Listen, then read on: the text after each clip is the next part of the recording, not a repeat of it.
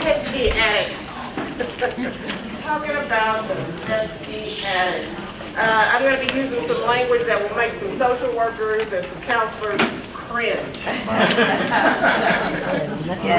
So y'all might as well get ready. Addiction is tricky.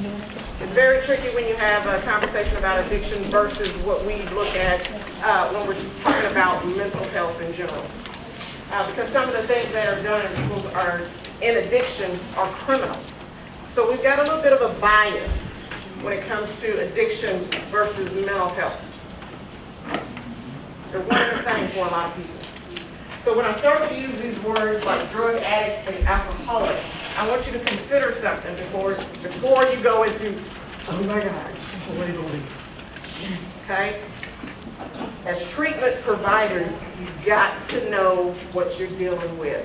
Because I guarantee you, if you're a social worker or a counselor, you have referred somebody to an AA meeting or an NA meeting, and guess what they're going to hear when they get there?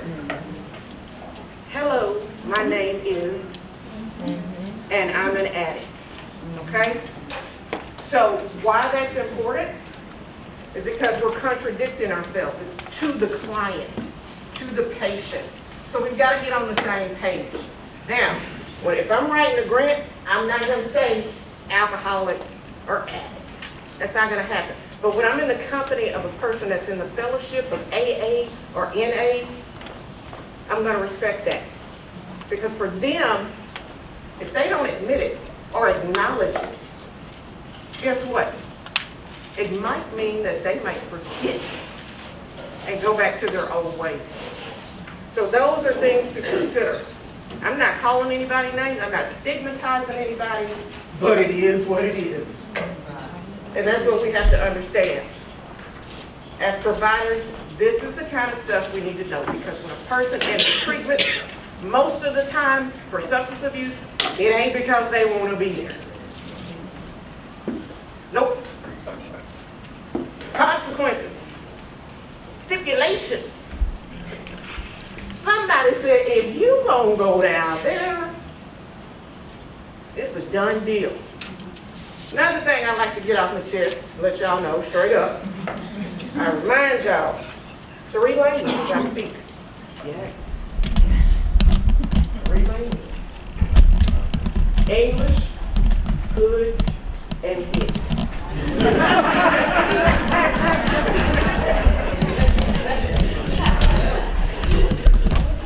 I come to you by way of Brussels. TDCJ. So, some of that stuff stuck. Some other stuff. How are you? Good? I'm doing just fine, thank you. How are you? That's what's up. What it do? What's up? There it is, the example. So I'm in and out, y'all. I'm in and out. I'm going to call Jason up. We're going to start a training that I've done for years.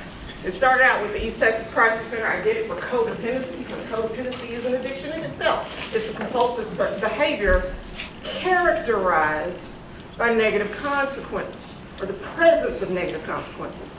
So I started out doing this training with the Crisis Center, and it is from a book called Out of the Shadows. The book is about sex addiction.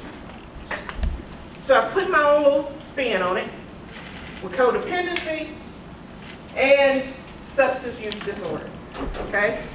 So we're gonna look at some things. We're gonna look at how people land where they land, okay? It could happen to any of us. It could happen to any of us. I can't say that enough, because some people think they are exempt, and they get this holier than thou attitude that this stuff does not apply to them. I've had a pastor say, sometimes we're so holier than thou, we're no earthly good. And that's what happens when it comes to substance use. We want to take the judgment out of this and consider some things. Because some of the best people I know and deal with are in recovery. Because they know, if they're working a good program, they know they messed up. Most of us are walking around here, we don't know we are messed up. Toe up from the floor. T-O-W up. Toe up. We don't know it.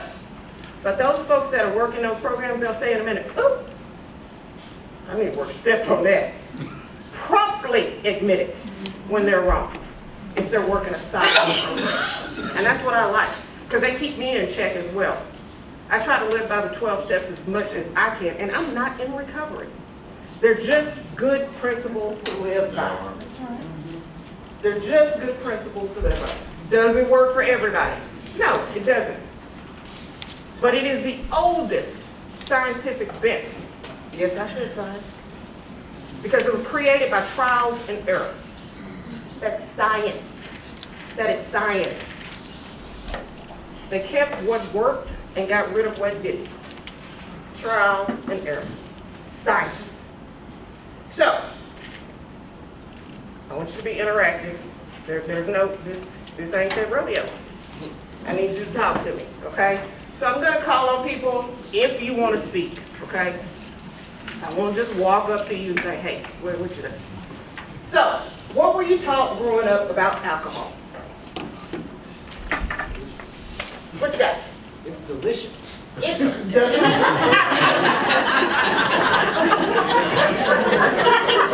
11. It is delicious. You look like you wanted to say it's magical.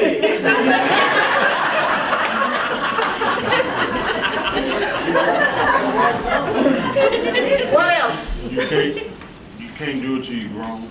Can't do it till you're grown. You gotta be 21. We got rules and guidelines for this here in the state. Off limits. Off limits. Explain that. We don't drink in my family. We don't drink in my family, period. Right. Okay, what else? It's deadly. You're not cool if you don't drink at the party. You're not cool if you don't drink. And somebody said it's deadly. What else?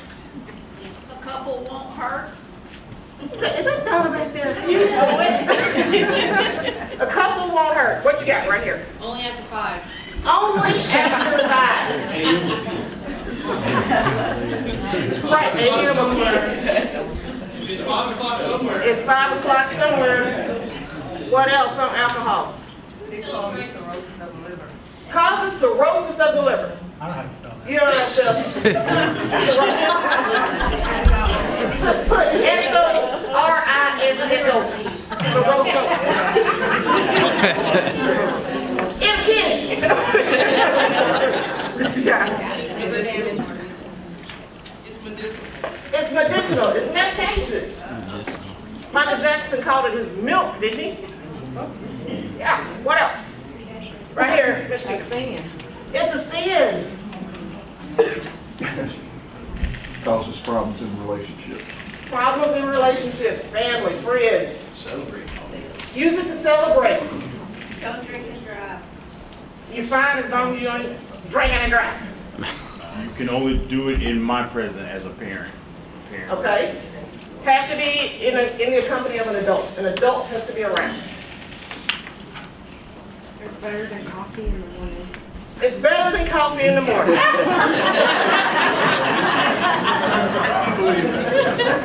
We got a winner. All right, the next one. What were you talking about? Drugs. Drugs are bad. Deadly. Deadly. Dare. Dare. Right. Talk about dare for a second. Oh, man. It made I me remember- think that I remember- everybody was doing it. Oh. Right here. I just remember the guy coming to school talking about it, and I lost that thought. Just say no. That, just say no. Just say no. The guy from Dare coming to the school, I can't really remember what the guy from Dare said, but he showed up, right? You knew he was there, and kind of why he was there. What else on drugs? Let's go with Amanda right here. All drugs are gateway drugs. All drugs are gateway drugs. Somebody over here? Oh, I won't get hooked. I won't get hooked. They're evil. They're evil. They make you forget. They make you forget. Go further into that. Make you forget. Your trouble. Make you forget your problems. Right here. They'll change you. They'll change you, good or bad? Bad.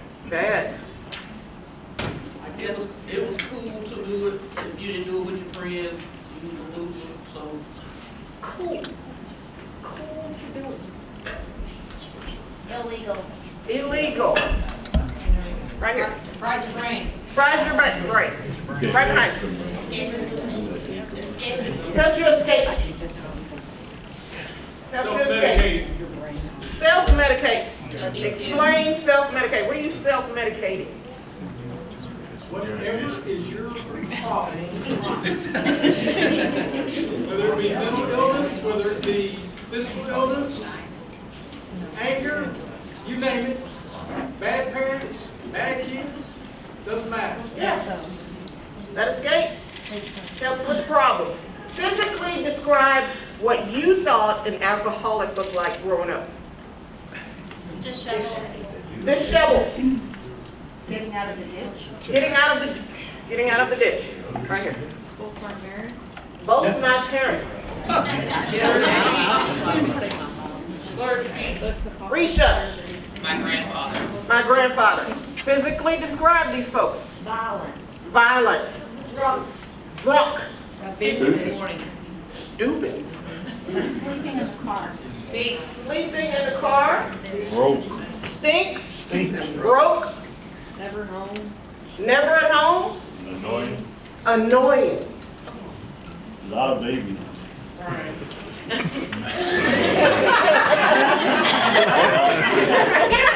daddy was a rolling stone.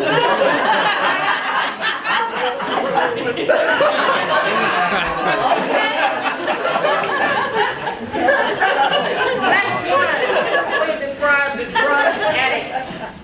The drug addict. How did this person look growing up? No teeth. No teeth. Bad skin. Broke. Broke. Jittery. Oh, one at a time, y'all find them. Homeless. Bad skin. Bad skin. Thief. Thief. Felon. Felon. Tattoo. Needle mark. Needle marks. Track marks. Tattoos. Doesn't have their kids. Doesn't have their kids. No teeth. Sick. Sick. How? How so? Physically? Looking tired. Looking like they just feel awful. Creative. Creative. Yeah. Skinny. Skinny. Unemployed. In and out of rehab. In and out of rehab. Unemployed. A manipulator. Dirty. Homeless. We got homeless up there. Okay. A compulsive Different kid. Liar. Narcissist. Narcissist.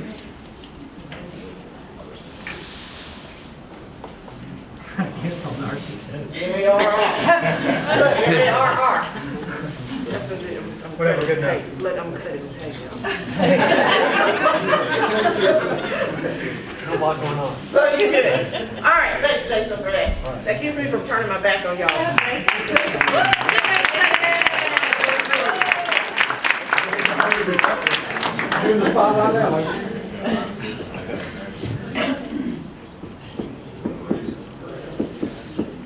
This is your belief system at work. This is what you're sitting on right now. Your belief system is established when you're 7, 8 years old. Y'all buy that? It's about right, huh?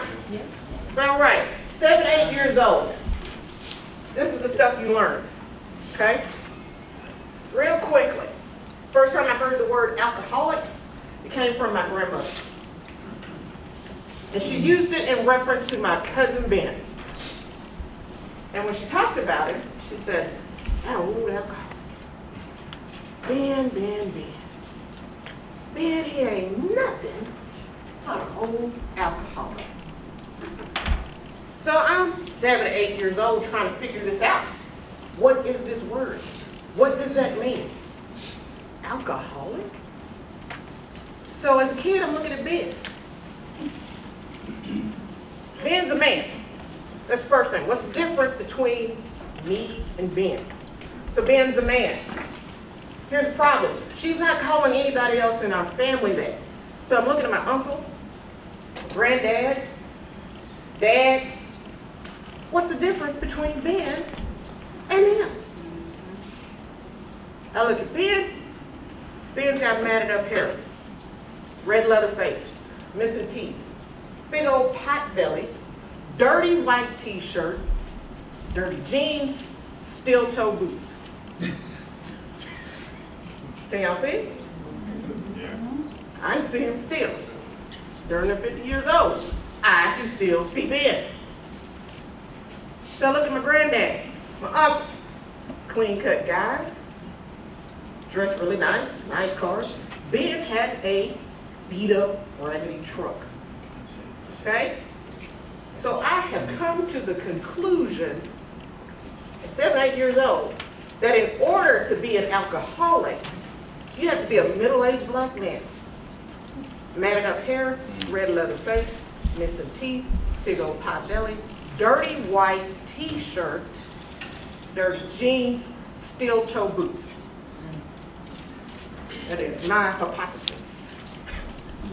As a 7, 8-year-old, I have it figured out. And that's what kids do. Because a lot of times adults don't finish the lesson. We're not paying attention to what we're saying and the seeds that we're planting. So these kids are left to figure out on their own some of the world's issues. Okay? Now, how does that affect me? How does that affect me? Fast forward. Say I go off to college. Y'all know what happens in college. Fun, partying, you're out free. You know, you're away from home. Nobody's looking at you but your friends. No rules. No rules. Whatsoever. Exactly. None. Exactly. It's own and pocket. So, I started to drink. Start drinking only on the weekends though. Only on the weekends. It's cool. Because during the week, guess what? I go to class. I even have a little part-time gig. I pay my own car insurance. It's good. Life is good. But Sunday rolls around and I feel horrible from the night before. Okay?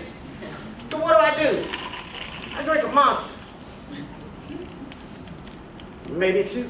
Depending on what I did the night before, okay? Trying to get myself together to get my homework done for Monday. So, get my homework done, nighttime rolls around, I can't sleep. What do? There you go. Have a little sauce. Take the edge off. Because you're like this, you know what I'm saying? 2, 3 Monsters, yeah, you're gonna have a problem going to sleep. You have a real problem going to sleep. So, I'm up late, have a little sauce, finally go to bed. I get up in the morning. I think I get up in the morning. It's around noon. I can barely get up. What do? Another monster. Drink another Monster. There you go. The progression of the disease. Okay? Like Jason was saying, nobody sets out to be an addict. Nobody sets out to be an alcoholic. For some, it sneaks up on them. For others, the first time they take it, they're at home. They realize this is what's been missing. First time they take that hit, it may be, "Ah!" The trees, the clouds, the sky is beautiful. It's a lovely day. That sounds like Whitney. So here we are. So it's spilled over into the week. It's become a regimen, so to speak. It's sneaking up on me. And the thing about it, I got other people kind of looking at me saying, okay, something ain't right. Something's going on here. Roommate comes to me and says, hey, Keisha. You know, when somebody tilts a head. I'm worried about you. I think you might have an alcohol problem. In fact, I think you might be an alcoholic. What do you think I'm gonna say? I know what that looks like. You don't look anything like what your perception was. Exactly. Why? Because I don't look like Ben.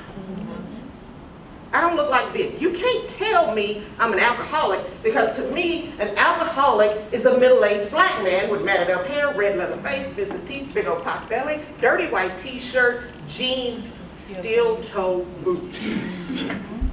You got me messed up. Get my hair did. My nails are fabulous. I got a job. I got a car. There is no way I'm an alcoholic. So guess what? This right here is caught up with me. All of this has caught up with me. The things that I have learned over the years has caught up with me and set me up for what's called impaired thinking.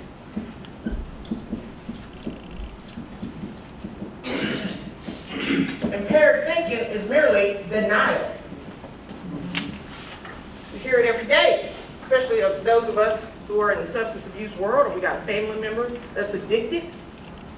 You hear denial. Denial comes in many forms.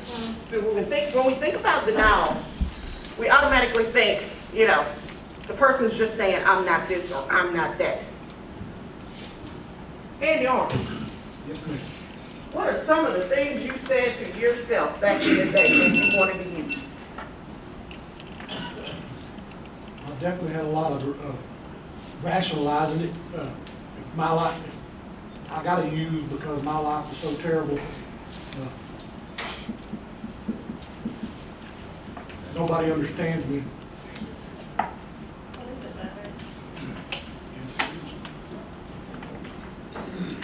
I'm not hurting anybody but myself.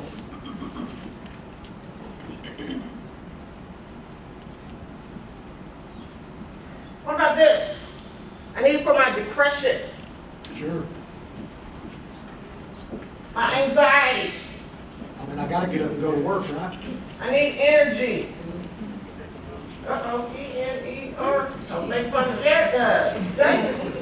Can't function without it. Can't function without it.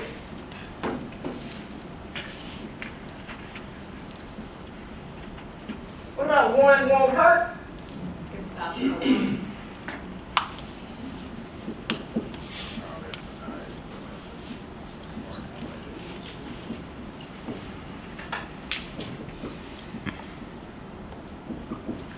Anything else?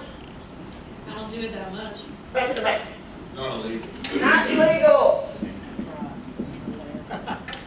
I still can take care of my kids. I take care of my kids. Everybody does.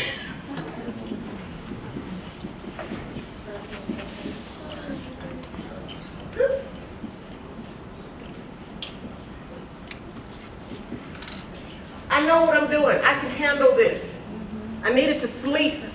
I needed to eat. Here's the deal. If you've been in this field long enough, you know exactly what a person uses just by what they say they use drugs for. Right. Okay? Helps with my anxiety. This is what it looks like. It helps with my anxiety. There you go. Mary Jane, all day long. And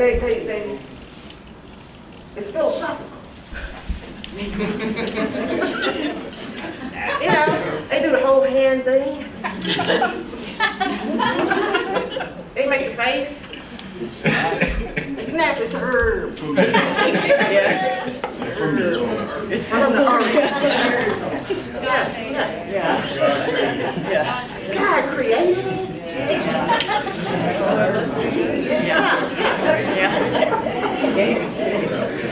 Alcohol, I needed to sleep. Take the edge off. Methamphetamines, I get things done.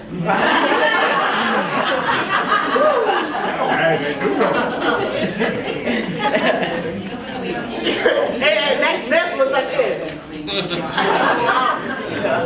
What you talking about? I get things done. Until you look into the garage and there's like 40 different projects that hadn't been completed. Or you got the mom that says, I needed to clean my house, and they down with the baseboards with the toothbrush. What you talking about? But the baby ain't been fed. A meth user's home. There's always that blind with the broken. Yes.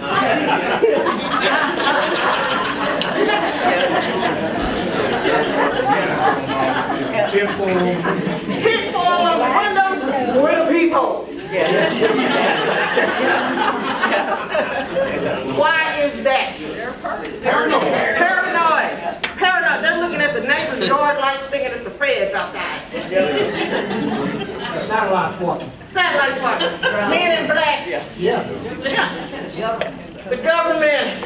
Look at all them gold. Yes. So here I am with impaired thoughts. And see, when you start talking about impaired thoughts and the reason people use the drugs, what are you looking at?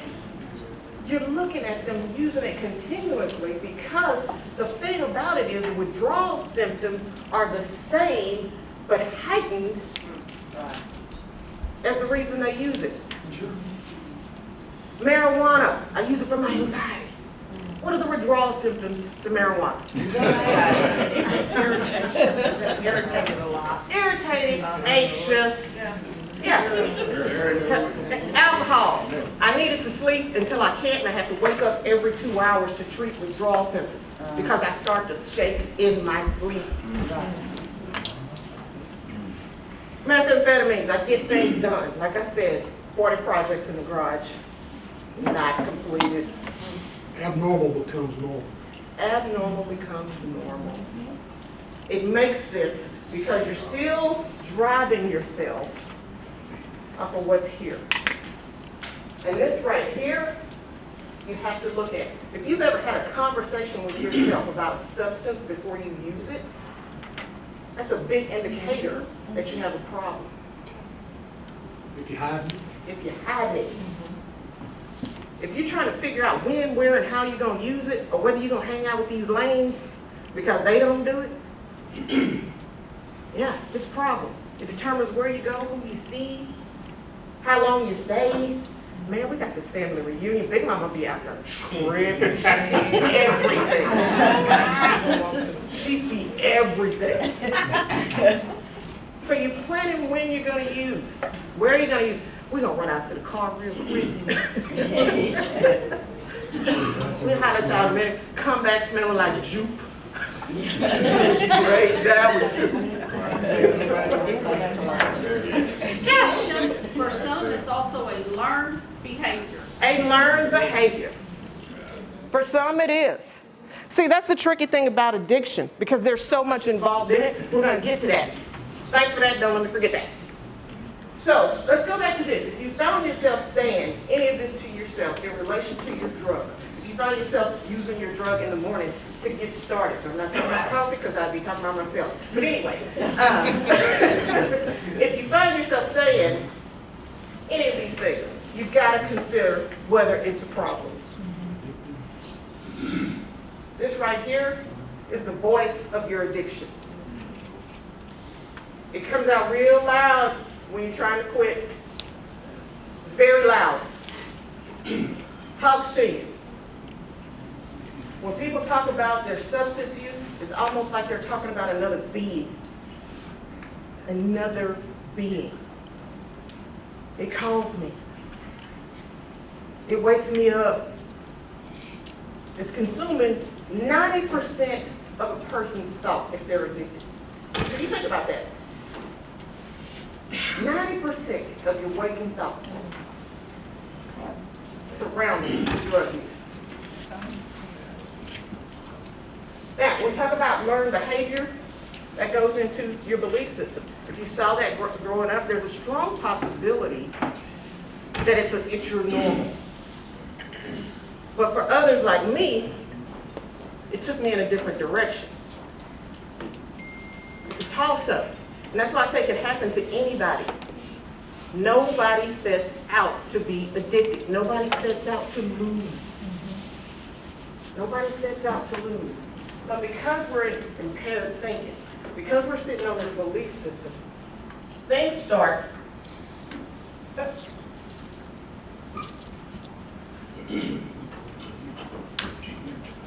to unravel.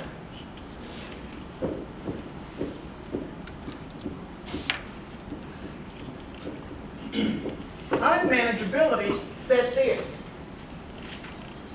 Unmanageability is the negative consequences.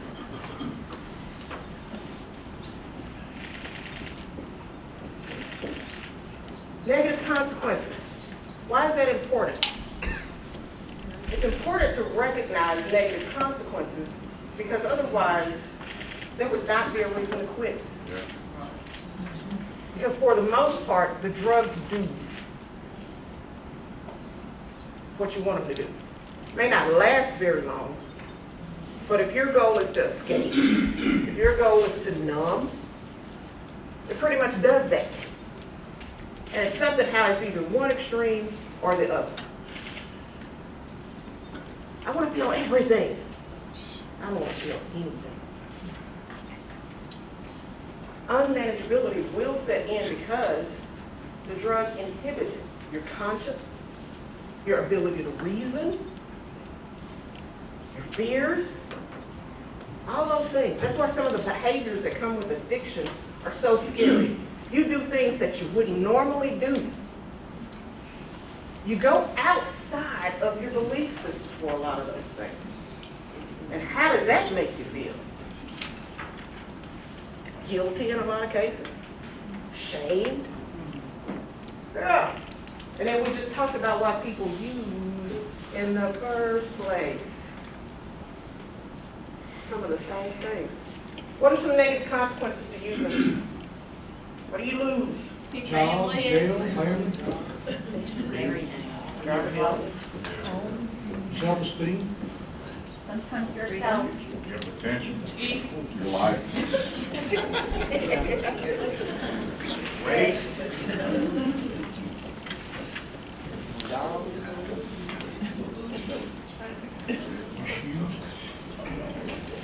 What else? You got jobs, home, family, self-esteem, life, self-respect. Your freedom. Freedom.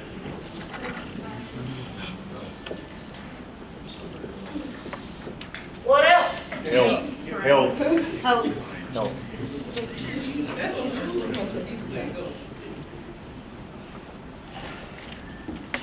Everything, your dignity. Dignity. What else? Possibly your life. Life, possibly. You lose your support. Support. Family. There it is right there.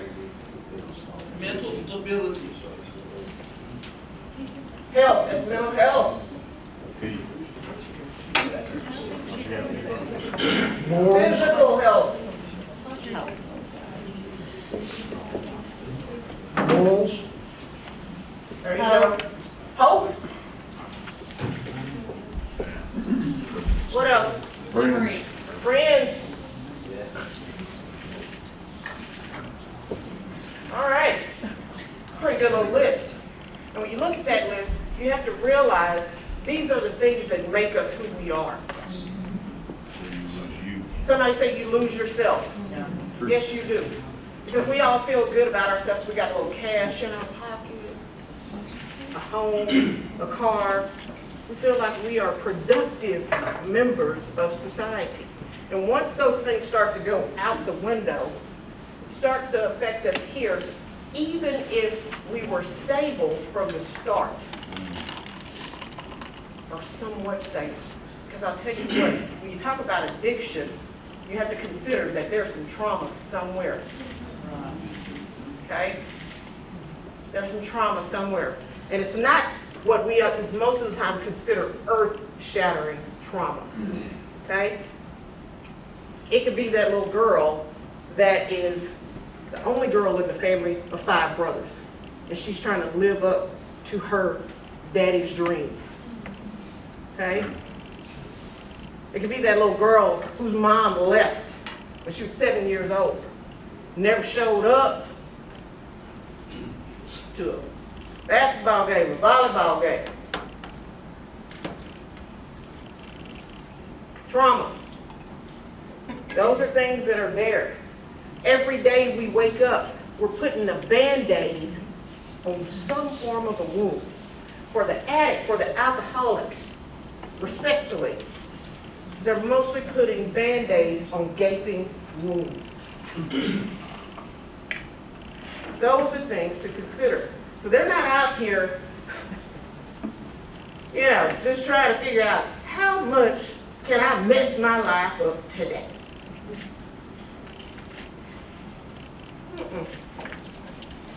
It can happen to any of us, because guess what? You guys said some of the same things. When I teach this class in a group setting of folks in recovery, you said the same thing they did. The same thing. You're no different.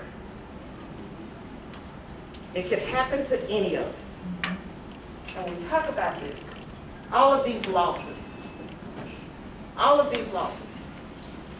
you have to be able to deliver that message to them. Because the hardest thing to do with a person who is addicted is to get them to admit the obvious. It's the hardest thing. But that's a sure indicator there when you said your life has become unmanageable. When you point those things out that you have over there to the side, it's an eye opener. But some way, if there's a way to go back to this, and there is something in this that says I'm not, those are the pieces that they hold on to and keep going.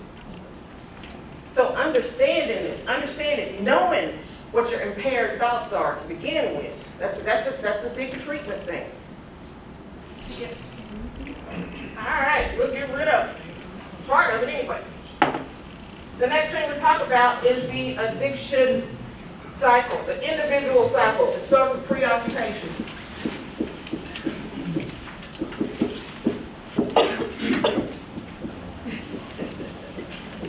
Preoccupation is merely thinking. Preoccupation. The individual struggling with addiction goes home. Their first thoughts are, I'm going to be okay, I'm going to take care of myself, and again I go back to the recliner. And then you start thinking about it. Here's the deal. Thinking never hurt anybody. Okay? Thinking never hurt anybody. And for those of you that tell people, stop thinking about it, stop doing that.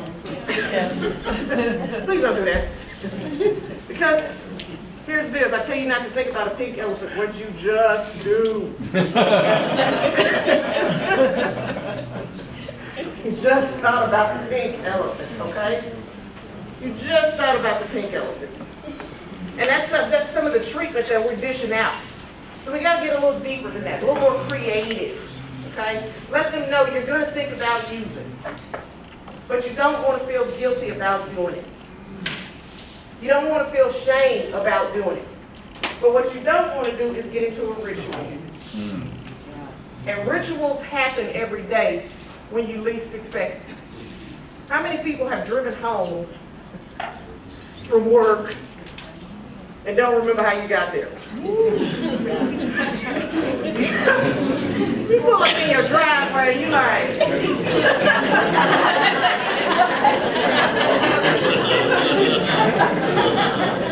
wait a minute.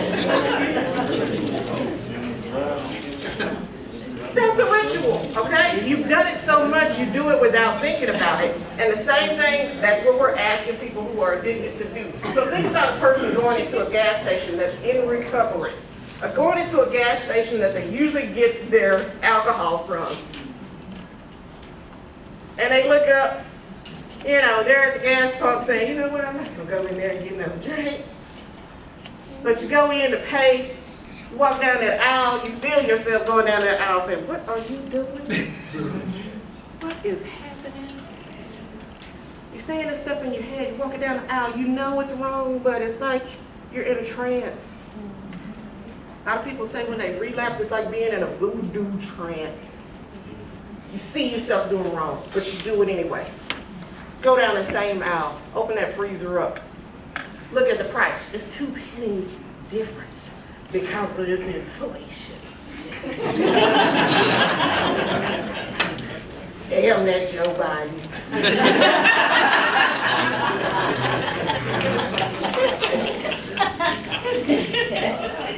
But you get it anyway. You get it anyway because it's become a necessity. But again, you're in a voodoo trance. You're trying to talk yourself out of it. Your mind's saying one thing, your body's doing another. Because you're in a ritual. And if you find yourself in a ritual, the likelihood of you using goes up because rituals are triggers.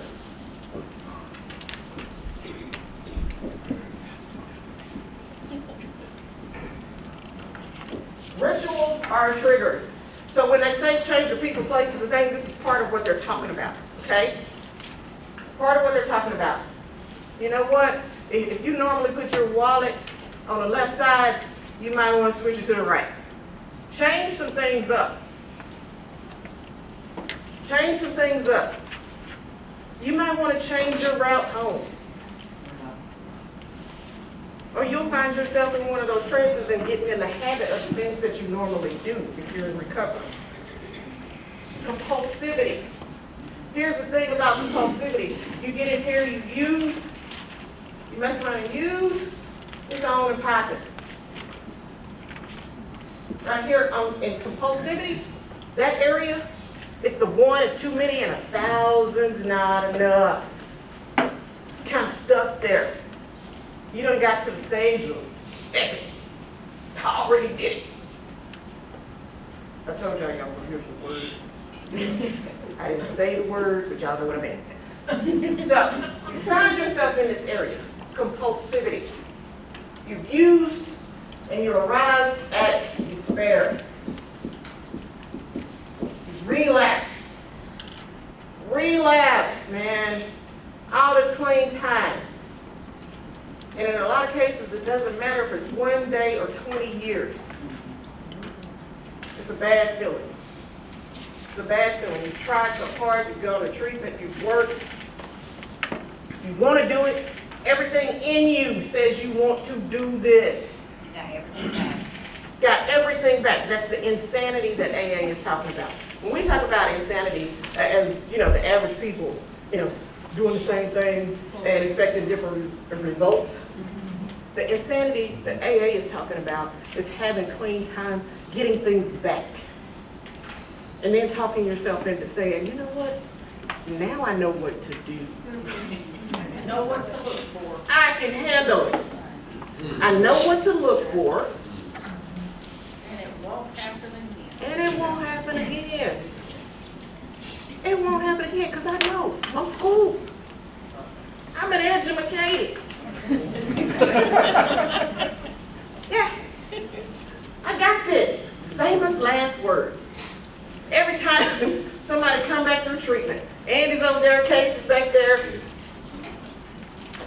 Walk out the front door. I know what I need to do.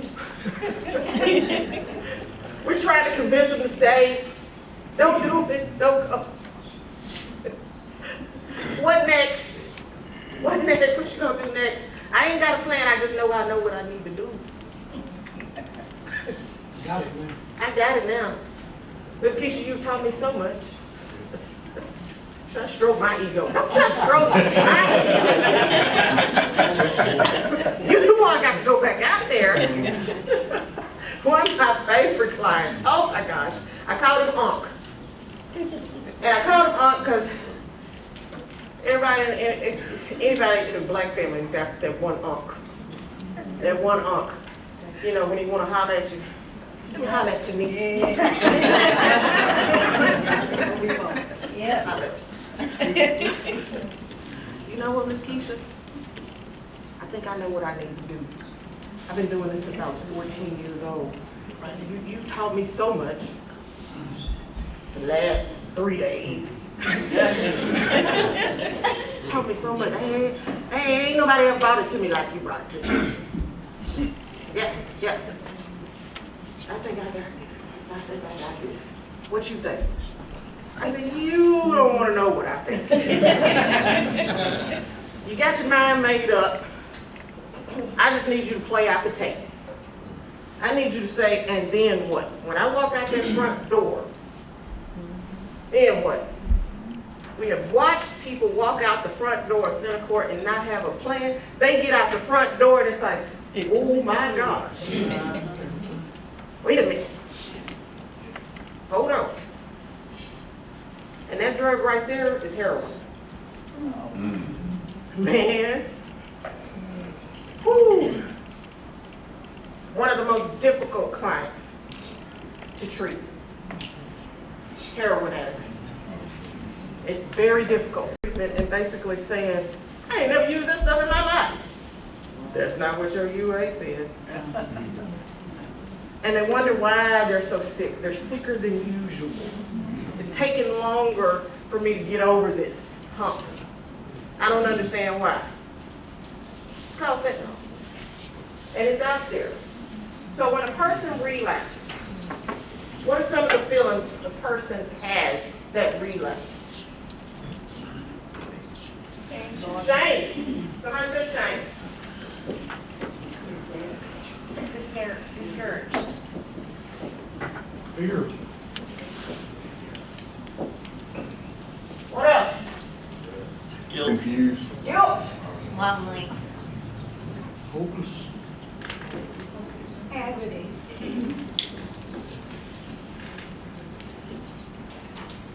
They feel like a failure.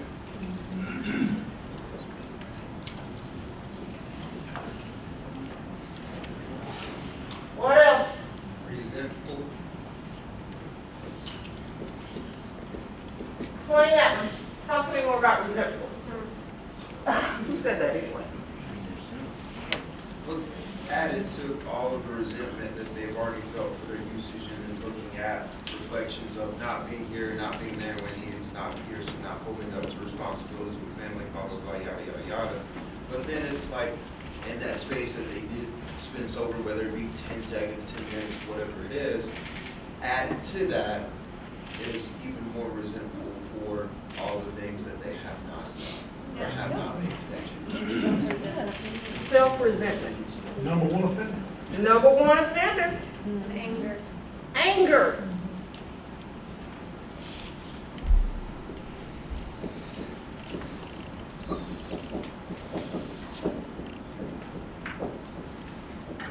What else? Anything else? Lost. Loss. Got guilt up here. Pretty good little list. Regret. Regret. Yes. Charges, legal problems. Feelings about that. Scared. Anxious. Yeah. So when you look at that list, you gotta think about it. What's that list say? Says failure. What else? You're not happy about your addiction. You're not happy about your addiction. But you gotta think about why you started using in the first place. Some of the same reasons. So guess what? You go right back into preoccupation. You see this cycle? There's a lot going on here. We talk about impaired thinking. That's the biopsychosocial and spiritual model of addiction. That's another lesson. But anyway, it's a whole nother lesson right there. in that just right there. That impaired thinking kicks in along with those rituals. You got a situation. And when people say quit, it's more than about just quitting. If it were just about quitting, nobody would be addicted. They just say, you know what? Forget all this, man. I think I need to do something else. It's about so much more than quitting.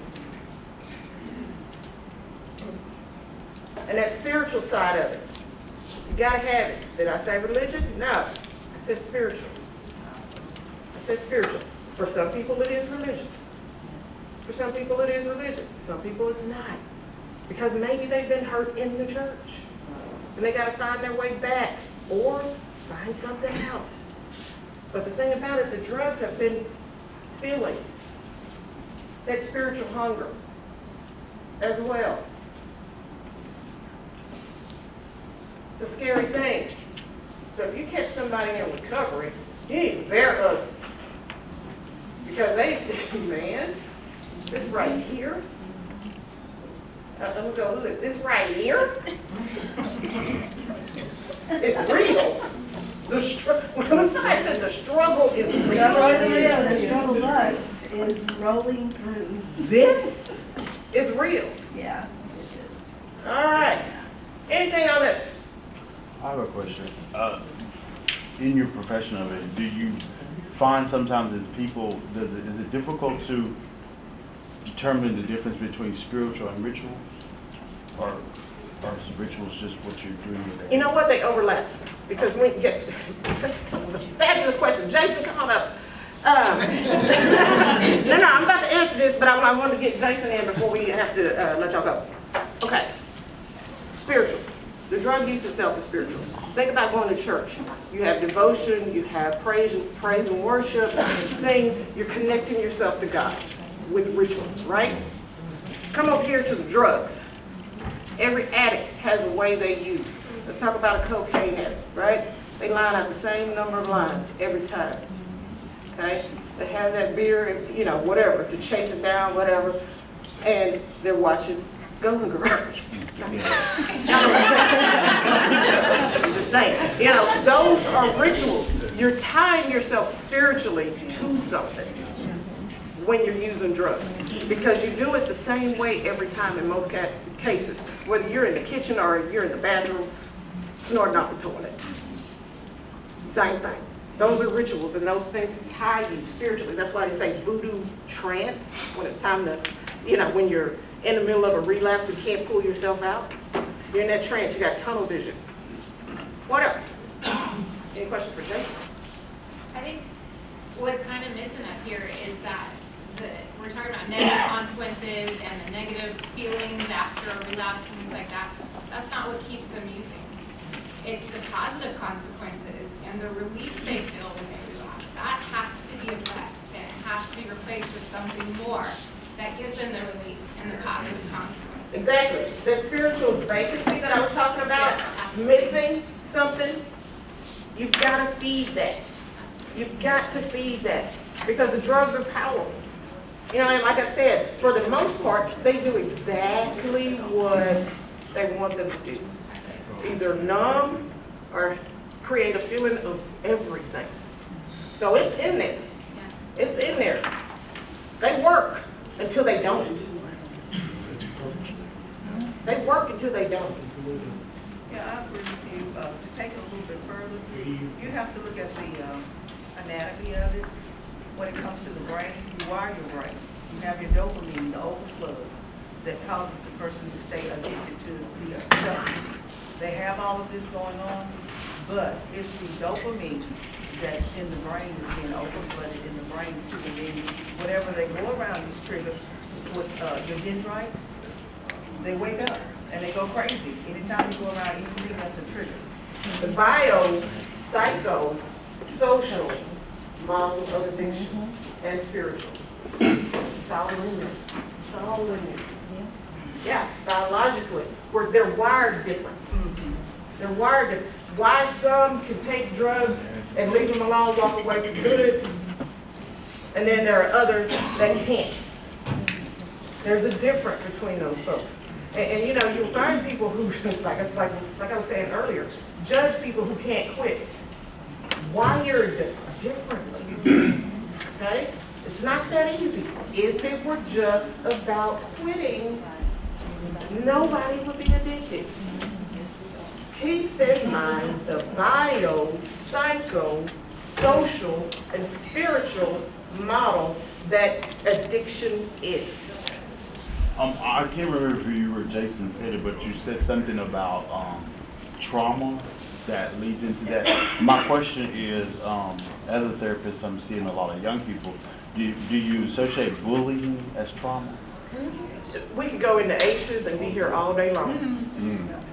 We could go into adverse childhood experiences and be here for not more than all day long. 2-3 days having that discussion. It's a factor, you know. And that's another thing to add to that list. When you start talking about addiction, there are a number of things that contribute to how the person landed where they landed. Not just the physical side of things, but the mental side of things.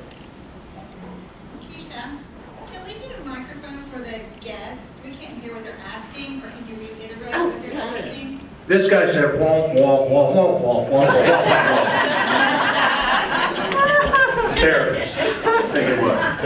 He was asking about bullying. And I'll say this about that, and then I want to circle back to something that you said.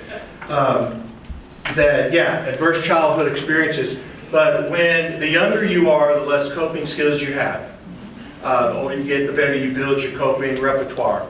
And so when something happens to a kid at a young age, that just knocks the top right off. You know, maybe they just have, well, maybe they have a dog at home or a cat or a parakeet, and you know, they lose that, or they get bullied one time, and it's that all their coping is gone, and whatever unlucky brain chemistry they have comes just blowing out, right?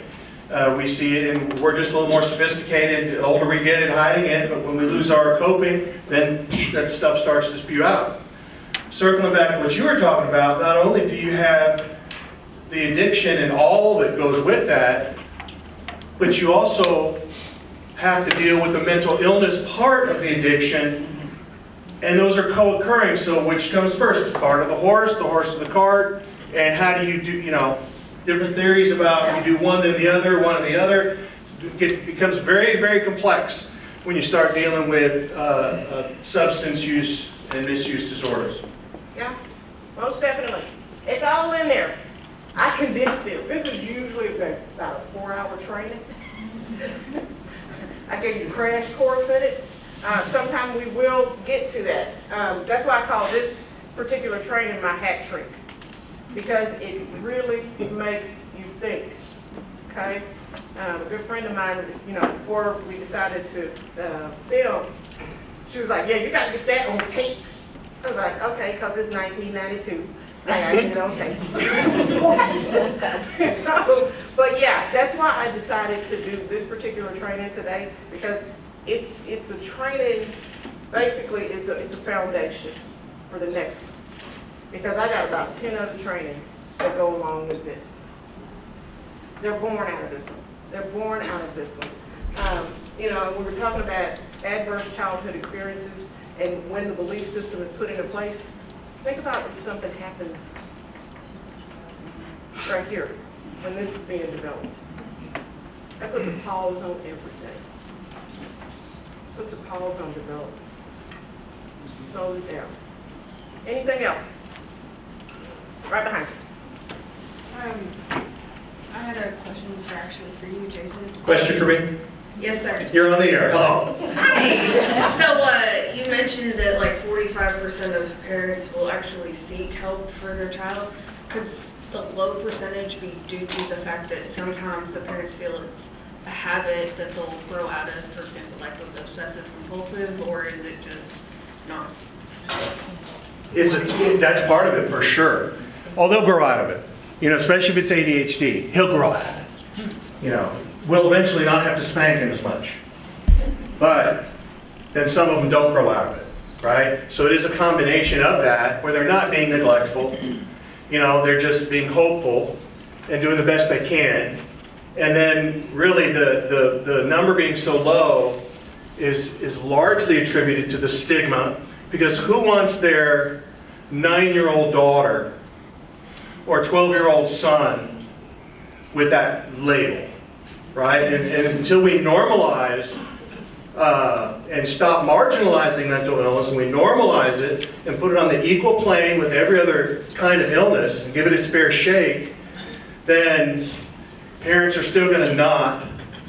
And they could sneak around to the next county and put themselves in the hospital for a day or two, right, and get away with it.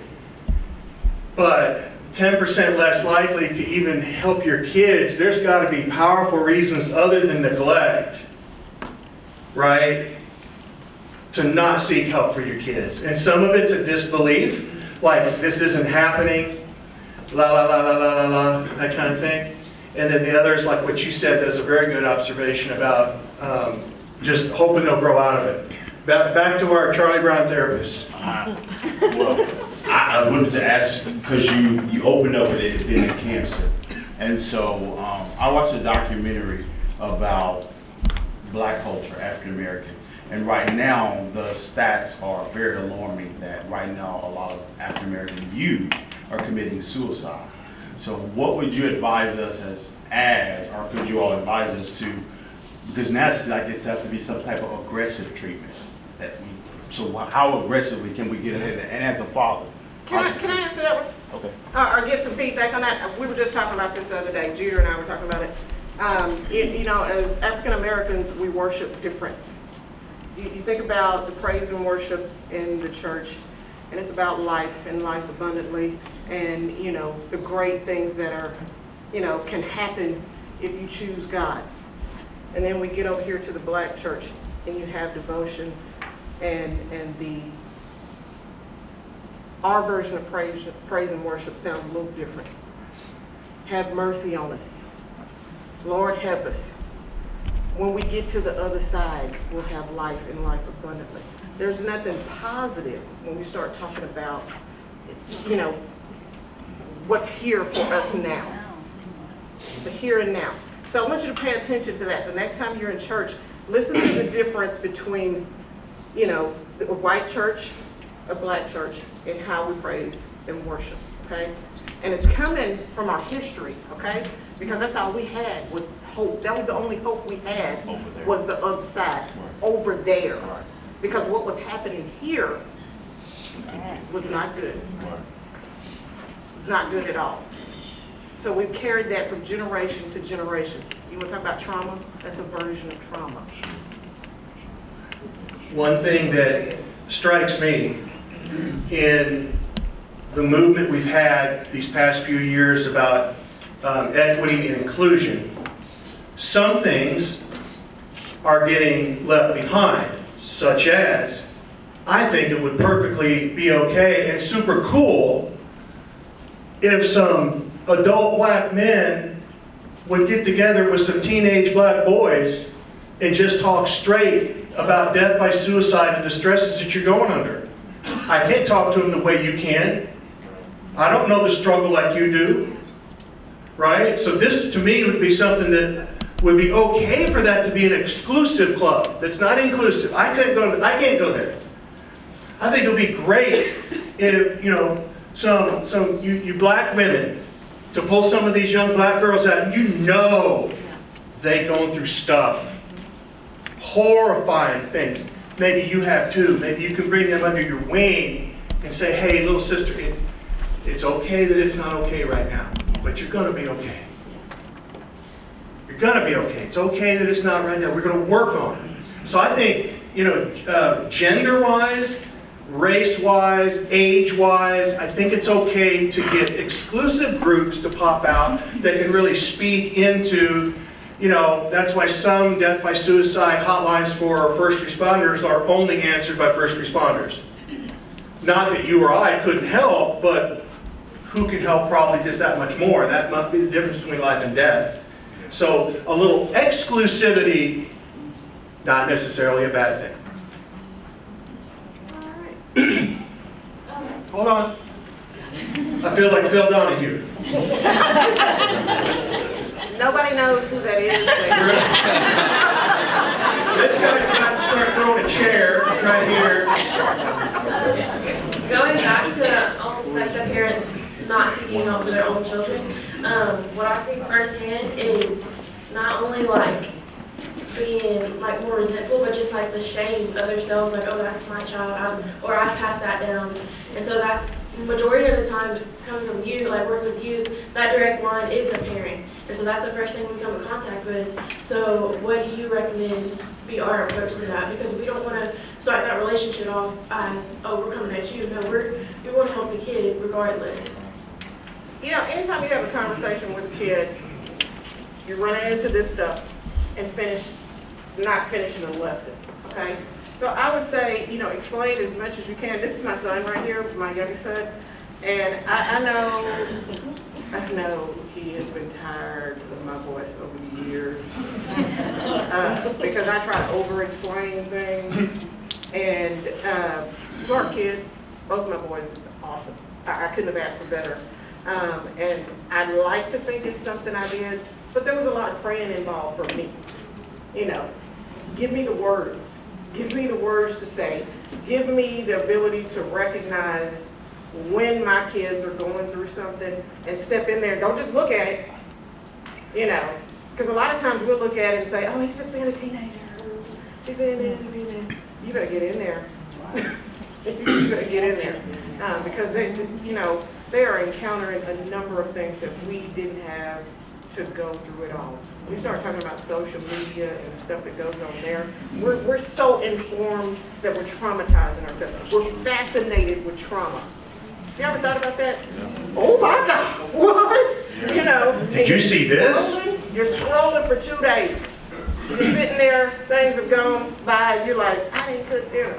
You know, that kind of thing. That's what young parents are dealing with right now. That's what young kids are dealing with. Mom, dads on Facebook, Instagram, all this stuff, and not paying attention to what's going on with their kids.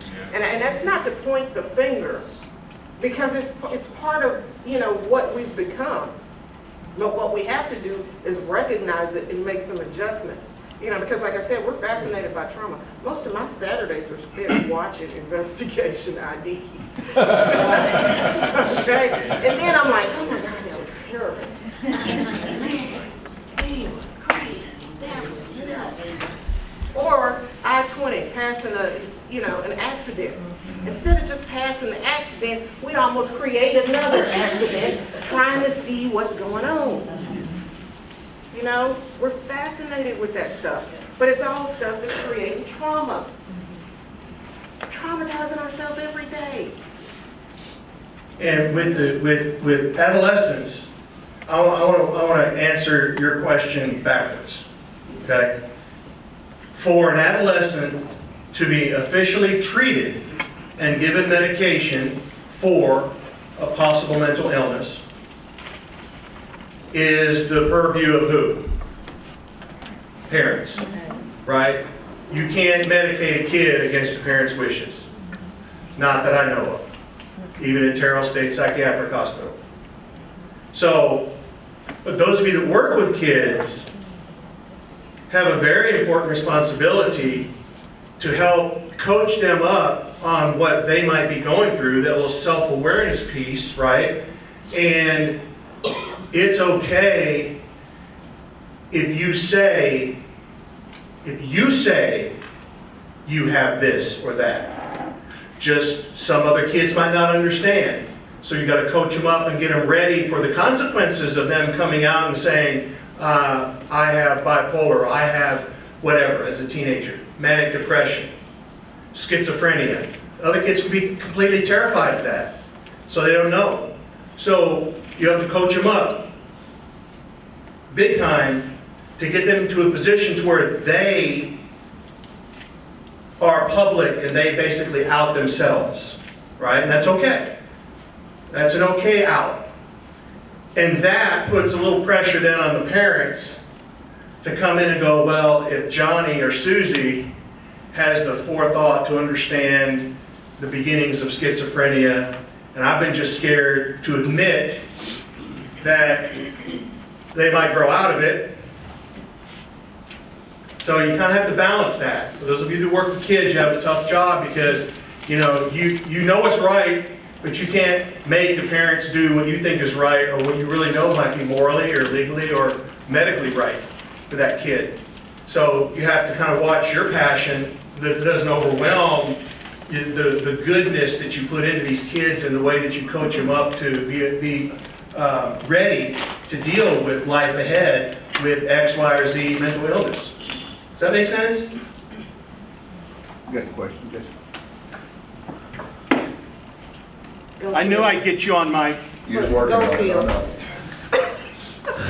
With your experience, whenever a child is medicated for ADHD, as they get older and they start relating drugs to help them with their problems, are they more likely to start using substance abuse? No, that's a misconception right there. That's a huge myth. If kids are brought Put that in up my taking Mythbusters. Sherry, text me. Adderall and they're Mythbusters. taking it responsibly at home with the parent involved, and you can look this up, they're less likely to become addicted. It's when they discover it and they haven't been diagnosed is when you have a problem. Okay. Yeah, because if you go back to belief system about drugs, nobody said anything about prescription drugs. But the thing about it, prescription drugs is killing more people than street drugs at this point. Nobody said anything about prescription medication over here when we started talking about drugs. Because automatically we go into, it's okay because the doctor gave it to us. And see, you just said something. Hold on. This is fast I can move. Okay, I was just gonna say, in my field, I work for Smith County as a licensed chemical dependency counselor, and my kids, what happens is this, they get in trouble on probation because they substitute. They can't use marijuana anymore, so if they're on Adderall, they'll start abusing the Adderall. And that's what happens there, because they can't get in trouble because the probation officer, whenever they test them for that, they have it's in their records that they're on Adderall. So they won't get in trouble. But come to find out, mom will say, I caught him using more than he's supposed to use. Yeah. And then they get in trouble. So But they do to abuse it. add to that, you've added an illicit drug in there. His question was, are they more likely to abuse drugs if they're diagnosed young and take Adderall and they're given to it? Is it a gateway drug? Is it a gateway drug? For this particular child, he's already using illicit drugs. So, when you start talking about somebody that's already using illicit drugs to begin with and part of a lifestyle, because when a person uses drugs, it's about altering the mood. And then when you look at that, these two drugs are on the opposite end of the spectrum. Weed, Adderall. One's speed and one's pretty much a downward. So, when somebody says that's my drug of choice, tell them, you know what, everything is your drug of choice. Because it's about altering your mood. Altering your mood, okay?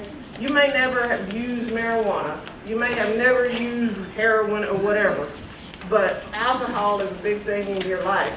And you decide to quit alcohol and say you're going to start using marijuana. That goes back to, it's not about the substance in particular. It's about changing how you feel, altering your state, altering a state of being. Right here, Keisha. Got a question for Jason. He talked about medication. He said 1 in 10 children, I think, are getting medicated. Only 1 in 7 are. Okay. And I guess my question is that, and you talked about teachers, your wife is a teacher. A lot of times teachers, the first thing they tell a parent, you need to go get your child medicated. Personally, I don't know if medication is the answer all the time. Sometimes it can be parenting or whatever. So, do we need every child on medication? No, definitely not, Wayne. But I think, again, being married to a career educator, she's taught at every grade level, and she's taught at public, private, and international schools. And you can hardly blame her and her type for just being fed up with it, because that's not what they signed up for, right? Classroom disruptions, et cetera, et cetera. So I think they do knee-jerk react a little bit too much to medicate them all. Medicate them all. And there's definitely, that doesn't need to happen. You know, it's a And case-by-case basis. Medication is only a piece of it. There's gotta be some parenting to go along with that. Behavior modification, because if you don't pair those together with the medication and the addressing the behavior, teaching the child coping skills and even triggers. Back up for like 1 minute and say that into the mic, I Jackie. forgot. So the medication is only, just as you were saying, one piece. So if you take medication and you don't address the child's behavior, you don't address the parenting, then it's almost like you're just setting them up to later become addicted, because they then become dependent upon that medication to alter their state. There you go. And then the more you go, the more you need. And so then, after you're too old for it, quote unquote, the pediatrician no longer will prescribe it for you, then you turn to these other alternatives to self-medicate. So the medication with the self-modification, teaching the kids coping strategies, and then addressing the parent and their parenting style with those types of children. I have 4 children, 4 sons, they're all grown. Each one of them came from me. I have all kinds of issues, so they in turn had all kinds of issues too. I could not give Adderall to kid number 1 because his issue was not that. Right. So the school system saying medicate, medicate, medicate, okay, that's fine, but then you've also got to address the other things as well, because if you don't, then you're setting that kid up for destruction later on down the path.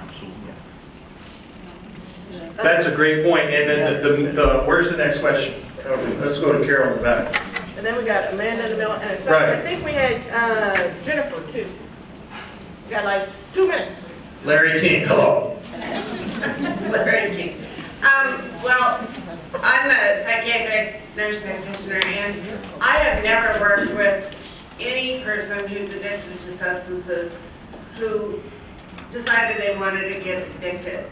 They started meds because of that, because they wanted to change their moods. And I think it's really important that we teach parents, teachers, kids, adults, that if you start on meds, anything that's going to become addicting, it's hard to quit. It is so hard to quit, because you get used to this dopamine being released, and you want more.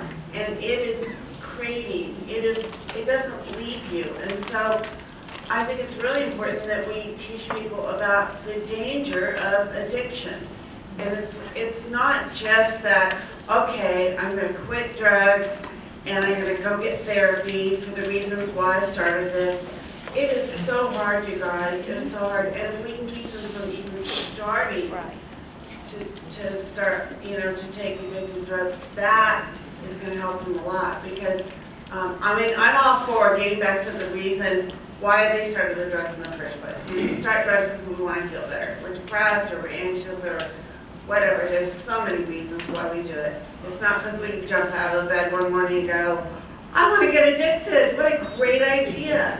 That's not what happens. But on the other hand, there's this monster called addiction. It never leaves you. It never leaves you. You just have to make the right, choices to stay away from it. But if you're addicted to Coke and you've been off of it for 10 years, and you take a little bit of Coke, you're right back in that habit. And so let's get the word out how dangerous addiction is. So right here. Keisha, I had a question about, we were talking about the belief system starting at 7 to 8 years old, and essentially how that is a foundation for how we view addiction, but also warning signs that something might be, developing for ourselves or down the line.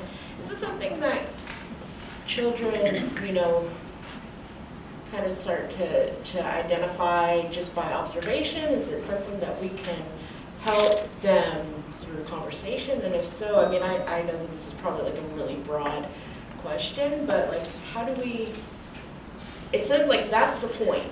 Like that might be the point right there that can push off a lot of this other stuff, or help, you know, identify these warnings earlier. What do we do? I mean, of course, you want to have thoughtful conversations with your kids, educate, and, you know, more education. But as far as warning signs, sometimes there are, and then sometimes there aren't. You know, when you start to answer a question like that, it always goes back to, it depends. You know, that's a broad answer to a broad question, because of course we're all different, but we're all the same. So it depends. It depends on their environment. It depends on how much they're exposed to it. It depends on their chemical makeup. It depends on their life circumstances. It depends on their adverse childhood experiences. So when you have that conversation about, you know, how bad drugs and alcohol can be, and how it doesn't have the same effect on some people that it might have on others, then they can kind of start sifting through things where they can identify it themselves. You know, being able to identify and being self-aware. That's what you want to teach your kids. Be self-aware. How you feeling? We used to do something in treatment called a feelings check. Mentally, physically, emotionally. How are you feeling? You go down that list, and if you know how to identify what you are feeling, you're in pretty good shape. You know, because a lot of times we don't identify. We're not aware enough of ourselves to identify what we're feeling in that moment, and then we twist off on somebody. We're triggered by something, and you don't know why. So, and I don't know if Jared remembers, but growing up, you know, my kids would do feelings check. It was early in counseling. I was experimenting on my kids. And I would have them do feelings checks. So, you know, just to identify, because I was a single parent raising 2 young men, right? So I'm like Jason was saying, I can't, you know, teach these kids how to be men. All I can do is give them what I know, what I've observed, what I heard, that type of thing. But I cannot tell them how they should feel as a man. But I can give them the gift of being self-aware. So we did these feelings checks. I do feelings check with kids. And I remember pulling up at Cumberland, and I was upset. My air conditioner had went out on my car. I'm sitting in a line, carpool line, or whatever they're called, the pickup line rather. Sweat, mad. Oh my gosh, they need to pull it together. Da-da-da-da-da. So Jay gets in the back of the car, straps on his little seat. And usually when I pick him up, how was your day? I didn't say that day. You know, I was just quiet. It was like, hey, hope you're good. So he's sitting there, he's eating whatever snack the Boys and Girls Club gave him or whatever. And he said, somebody needs to do a feelings check. I said, you know what, little boy? You sure right.